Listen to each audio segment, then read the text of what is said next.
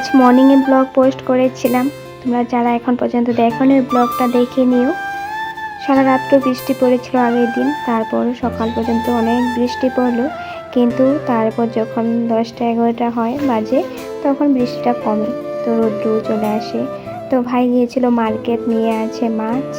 তো এখন মাছটা আমি ক্লিন করব, মাছের ডিম আছে। তো এখন আর আজ ঘরে করব না, বাইরের ট্যাপে গিয়ে মাছটা ক্লিন করে আনবো। তো মোবাইলটা আমি সাথে করে নিয়ে যাচ্ছি না, মোবাইলটা রেখে তারপর মাছটা ক্লিন করে আনি, তারপর তোমাদেরকে দেখো। বন্ধুরা, মাছ ক্লিন করে নিয়ে চলে আসলাম। মাছের ডিমটা এক্সট্রা করে রেখেছি। এখন মাছটা আমি ম্যারিনেট করব নুন হলুদ দিয়ে। তো মাছেও নুন হলুদ দিয়েছি, আর দেখো মাছের ডিমটাতেও দিয়ে দিয়েছি। তো ম্যারিনেট করে নিয়েছি। এখন আমি ভাবলাম যে মাছের ডিমটা আমি রান্না করে নিই।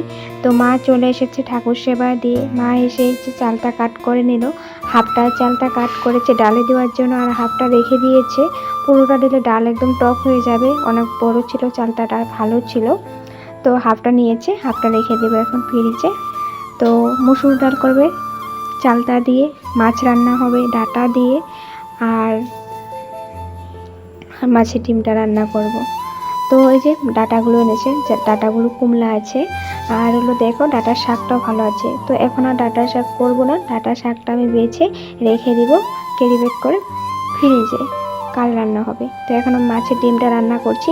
সর্ষে অয়েলে পেঁয়াজ কাঁচা লঙ্কা দিয়ে দিয়েছি, তো টমেটো দিয়ে তারপর মাছের ডিমটা ভাজা করব। তো কী কী দিচ্ছি তোমরা দেখতে থাকো, বুঝতে পারবে।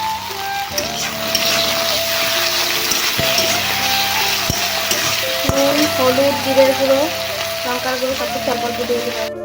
সব মশলা অ্যাড করে দিয়েছি, নুন, হলুদ, জিরের গুঁড়ো, ধনিয়ার গুঁড়ো।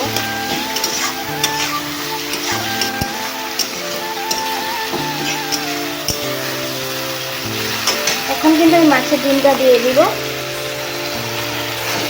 একটু সাথে জল দিব। বাটিটাতেও দিয়ে দিচ্ছি জলটা।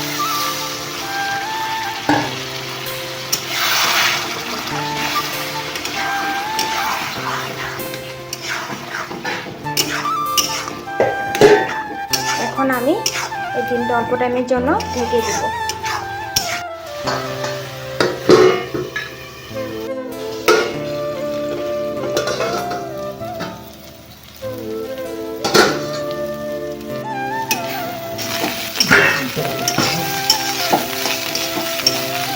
এক হাতে মোবাইল ধরে এক হাতে নাড়াতে অনেক অসুবিধা, তার জন্য স্ট্যান্ডে বসে নেবে স্ট্যান্ডে বসালে ভালোভাবে ক্লিয়ার দেখা যাবে।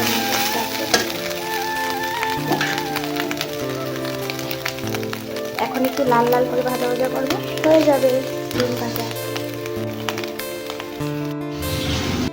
ডিম ভাজা রান্নাটা কিন্তু কমপ্লিট, দেখো নামিয়ে নিয়েছি। তারপর আমার ভাই আর আমি দুজনে মিলে ডালের সাথে ডিম ভাজা মাছ ভাজা দিয়ে ভাত খেয়ে নিই সকালের খাবারটা। তারপর ভাই বলছে, তুই ভাজা কেন করেছিস, মাখা খেয়ে ভালো লাগে, মানে ভাতের সাথে মেখে খেয়ে ভালো লাগে, এখন ভাজা করেছি ডালের সাথে ভরে খেতে হয়। তাই আমি বললাম যে ঠিক আছে এখন খা, দুপুরের জন্য আমি মাখা মাখা করে বানিয়ে রাখবো। তো মাখা মাখা বানালাম কি করে, ডিমগুলো একটা বেগুন নিয়েছি, বেগুনটাকে কাট করে বেগুনটা ছোটো ছোটো টুকরো করে ভাজা করে নিয়েছি। তারপর এই ডিম ভাজাটা যেহেতু সব কিছু দিয়ে ভাজা ছিল, ওই ডিম ভাজাটা দিয়ে দিয়েছি। তো বেগুনের সাথে সুন্দর করে মাখা মাখা করে বানিয়ে নিয়েছি। তোমরা চাইলে ভাজা করেও খেতে পারো, এরকম বেগুনের সাথে বানিয়ে খেতে পারো, ভালো লাগবে। তারপর বাকি রান্নাটা মা করছে, আমি এখন যাচ্ছি আমার বান্ধবীর ঘরে। বান্ধবী ফোন করেছে, বললো যায় আমাদের ঘরে, অনেকদিন ধরে ওদের ঘরে যাই না। তো গেলাম, যাওয়ার পরে অল্প টাইম কথাবার্তা বললাম, তারপর চলে আসি ঘরে। এসে দেখি মা ডাটা আলু দিয়ে মাছের ঝোল রান্না করে নিয়েছে, আর চালতা দিয়ে ডাল ভাত এসব বানিয়ে নিয়েছে। তো আজকের দুপুর লাঞ্চে এসবই ছিল। তো ব্লগটা আমি এখন এখানে রাখছি। তোমাদের যদি আমার এই ছোট্ট ব্লগটা ভালো লাগে প্লিজ লাইক শেয়ার করে দিবে, আর হ্যাঁ পেজটা ফলো করে রাখবে নতুন নতুন ভিডিও পাওয়ার জন্য। Bye bye.